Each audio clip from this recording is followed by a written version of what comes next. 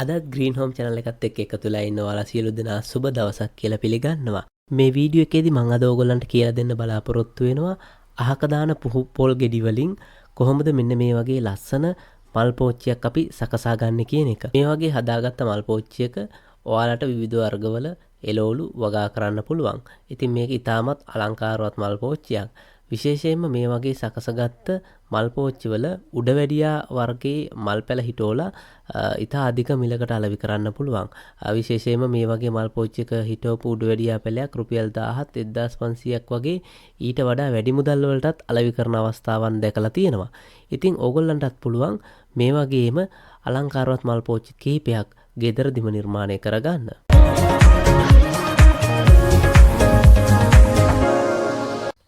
අපිට මේ පොල් පෝච්චි නිර්මාණය කර ගැනීම සඳහා මුලින්ම ඕනේ කරනවා පුහු පොල් ගෙඩි. ගොඩාක් වෙලාවට අපි පොල් ගස් වලින් පොල් කඩපු වෙලාවට පුහු පොල් ගෙඩියක් හෝ දෙකක් සමහර අවස්ථාවලදී තියෙන්න පුළුවන්. ඉතින් මේ පුහු පොල් ගෙඩි අපි ගොඩක් වෙලාවට කරන්නේ විසි කරලා දානවා ඔහේ දිරලා යන්න. මේ වගේ පුහු පොල් ගෙඩි පාවිච්චි කරන්න පුළුවන් අපේ මේ මල් පෝච්චි නිර්මාණය කර ගැනීමේ කාර්ය සඳහා. මුලින්ම කරන්න ඕනේ අපි මේ හොයාගත්ත පුහු පොල් ගෙඩිය යකඩ කපන කියතක් අරගෙන මෙන්න මේ ආකාරයට මේ පුහු පොල් ගෙඩියේ අඟල් 1මාරක් විතර පහළට වෙන්න හොඳට උඩින් අපි කොටසක් කපලා ඉවත් කරගන්න ඕනේ. ඒකට මෙන්න මේ විදිහට අපිට කැපුමක් දාගන්න පුළුවන් මේ පුහු පොල් ගෙඩියේ උඩින්. මේ තියෙන්නේ මම යකඩ කපන කියතක් පාවිච්චි කරලා කපාගත්ත පුහු පොල් ගෙඩියක්.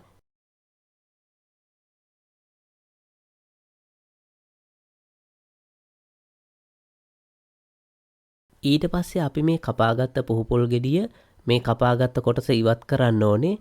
මේකට ඔයගලන්ට පැතලි තලයක් තියෙන නියනක් හරි පිහියක් හරි පාවිච්චි කරලා මේ උඩ කොටස අපිට මෙන්න මේ විදිහට ඉවත් කරලා දාගන්න පුළුවන්.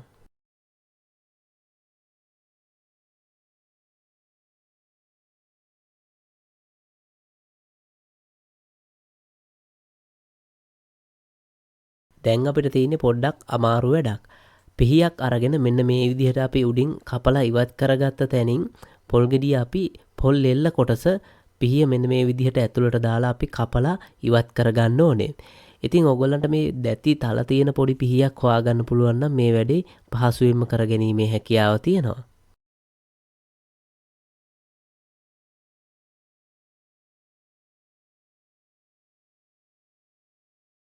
දැන් අපිට කරන්න තියෙන්නේ මෙන්න මේ වගේ ෆ්ලැට් නියනක් පාවිච්චි කරලා අපි මේ පොල් ගෙඩියේ වටේට කපාගත්ත කොටස් ටික ඉවත් කරලා දාන එක.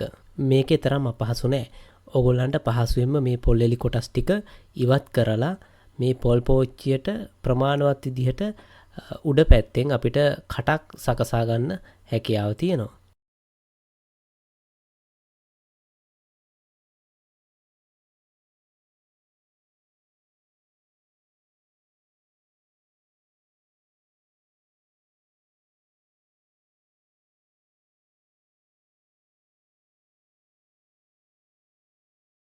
දැන් අපි කටක් හදාගත්ත මේ පොල් ගෙඩියේ පොල් කටුව ඉවත් කරගන්න ඕනේ. ඉතින් ඒකට ඔයගොල්ලන්ට නියනක් සහ මිටියක් පාවිච්චි කරලා මේ පොල් කටුව අපි සිදුරු කරලා එහෙම නැත්නම් තනින් තන කෑලි වලට කඩලා අපිට එළියට අරන් දාන්න පුළුවන්. ඒත් එක්කම පල්ලෙහාට වතුර අපිට මේකෙදී මේ වතුර රඳා පැවතීම වළක්ව ගන්න ඕන නිසා පහලින් සිදුරක් විදින්නත් අවශ්‍යයි. වතුර ටික අපි මේ පැලයක් හිටවුවට පස්සේ වතුර දැම්මහම මේ වතුර ටික එළියට යන්න ඕනේ නිසා ඉතින් මේක පරිස්සමෙන් කරගන්න ඕනේ. අපිට අවශ්‍ය ප්‍රමාණයට මේකේ සිදුරක් පොල් කටුව කඩලා අපි හදා ගන්න ඕනේ. මේ තියෙන්නේ මම මේ වගේ කපලා හදාගත්ත පුහු පොල් පෝච්චි කිහිපයක්. ඕගොල්ලන්ට පේනවා විවිධ ප්‍රමාණයේ කටවල් සහිතව තමයි මේ පෝච්චි හදලා තින්නේ. මොකද අපිට විවිධ වර්ගයේ පැල සිටවනකොට අවශ්‍ය කරන මේ පැලේ සිටවන්න අවශ්‍ය කරන ඉඩ ප්‍රමාණය වෙනස් වෙන්න පුළුවන්. ඊට පස්සේ තියෙන්නේ මේ පෝච්චි ටික ලස්සන කරගන්න එක. ඉතින් ඕගොල්ලන්ට ඒකට විවිධ වර්ගවල තීන්ත පාවිච්චි කිරීමේ හැකියාව තියෙනවා.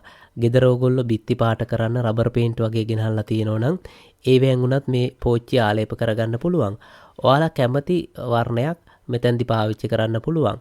ඔයාලා ගෙදර ගෙනාපු රබර් පේන්ට් වගේ තීන්ත වර්ගයක් නැත්නම් ඔයාලට කඩෙන් අරගන්න පුළුවන් ලැකර් වර්ගයේ තීන්ත අපිට තියෙන රුපියල් 200ට විතර වගේ මිලට ගැනීමේ හැකියාව තියෙනවා පොඩි තීන්ත ටින් එකක්.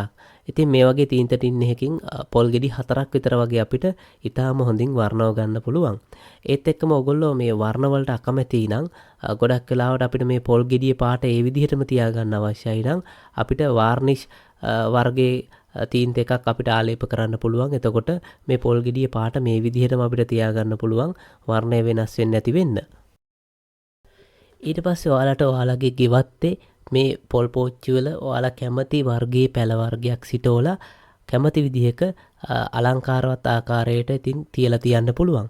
මෙතනදි මම මේ විදිහට ලෑලි රාක් එක තාප්පේ මේ වගේ මේ පොල් ගෙඩි ටික පැල හිටවලා තියලා තියෙනවා. ඉතින් මෙතනදි මම මේ බිත්තියට එන ගහලා තමයි මේ පොල් ගෙඩි රඳවලා තියෙන්නේ. ඉතින් ඊටාම ලස්සන ආකාරයට ඕගොල්ලන්ට මේ කැමති වර්ණ වලින් පාට කළා කැමති ආකාරයක මේ වගේ අලංකාරවත් පොල් පෝච්චි නිර්මාණය කරගන්න පුළුවන්. ඇත්තටම ප්ලාස්ටික් පෝච්චියකට වඩා ප්ලාස්ටික් පෝච්චි වලට වඩා ඊටමත් අලංකාරයක් ලැබෙනවා වගේම මේක ඊටාම පරිසර හිතකාමී දෙයක්. මොකද ප්ලාස්ටික් පෝච්චි අපි කවදා හරි දවසක දිරුවට පස්සේ විසි කරනවා. මේක දිරලා යන්නේ නැහැ කාලාන්තරයක් යනකම්. නමුත් මේ පොල් පෝච්චි වලින් පරිසරයට කිසිම හානියක් වෙන්නේ නැහැ.